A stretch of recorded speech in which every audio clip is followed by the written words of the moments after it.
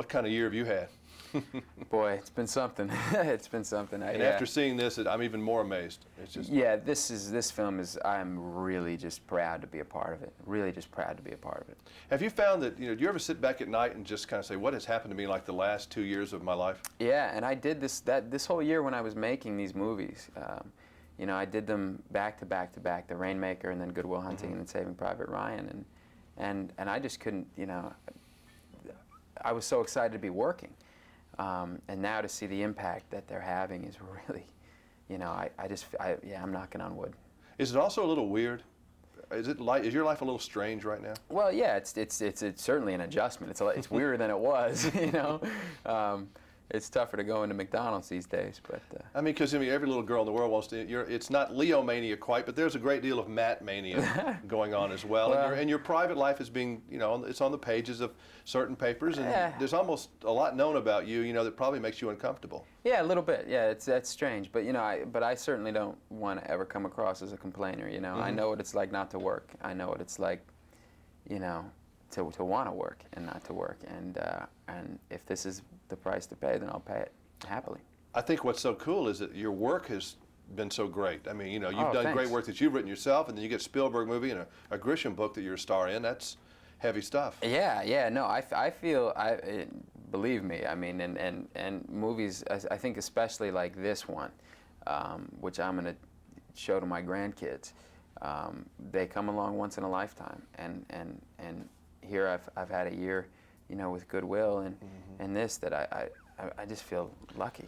When you were on the set of Saving Private Ryan, because you are Private Ryan, right?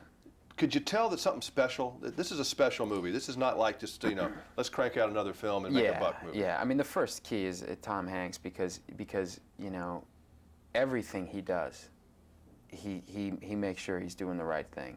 He's got great taste. He's really smart. He's a tremendous actor, obviously.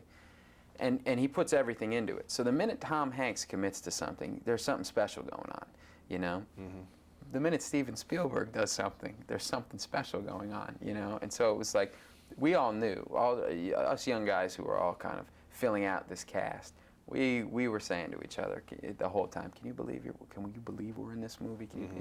And then when I saw it, I had the same feeling, except that just with a lot more pride, that I actually get to say that I was there for part of that, Yeah, did you almost feel like you were in class? Oh, yeah. Catching yourself kind of watching everybody and staring at them? Absolutely. No, I followed Steven around. I mean, it was, and I made no bones about it. I mean, it was a chance to go to film school. It was a chance to watch the master. And Hanks, I think taught us all a lot about how to handle yourself and the kind of person that you should be. He really has been a poster boy for how to do it, hasn't he? Literally, being nice to everyone. Yeah. And living his life a certain way, and the whole works. Absolutely. Well, Eddie Burns used to work at Entertainment Tonight and got Hanks coffee 10 years ago. And Hanks was so nice to him. Like Eddie Burns knows every single movie star and who's nice and who isn't. Because he, from the perspective of a guy who gets coffee for somebody, you know what I mean?